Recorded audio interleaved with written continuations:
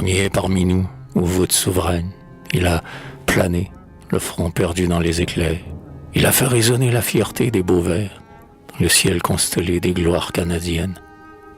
Sur notre Parnasse, il reste le plus grand, par la forme énergique et la haute pensée, qui voltige, amplement limpide et cadencée, du frisson triomphal aux sanglots déchirants. Attentif à l'écho de nos magnificences, il a, du drapeau blanc déroulant les vieux plis, salué la splendeur morte des fleurs de lys, et s'amuse à pleurer sur nos désespérances. Et, comme avec l'épée altière des aïeux, il a taillé son œuvre, même notre drame. Tout le rêve d'un peuple a tenu dans son âme, pareil au lac géant qui reflète les deux.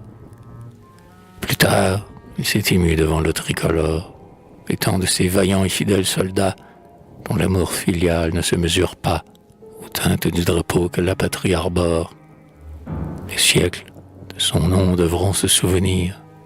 Si la fatalité nous ravit à la gloire, il fait revivre en nous les grandeurs de l'histoire, et nous vivrons par lui dans l'immense avenir.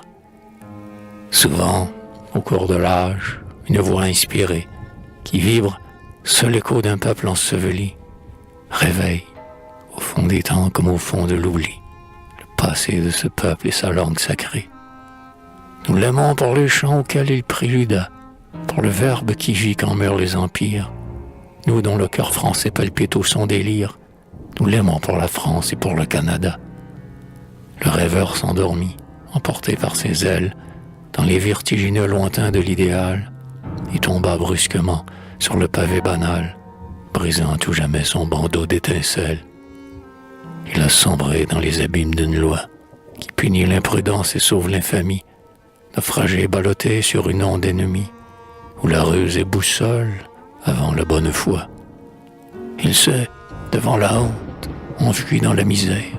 Du même coup, le sort l'a 2 fois exilé, puisqu'au scintillement de l'azur étoilé, s'amuse pour toujours à fermer sa paupière. Toute l'affliction, tout le deuil, tout le fiel, sa tragique fin l'a rendu vénérable, non moins que le génie au souffle impérissable, la profonde douleur l'a rapproché du ciel.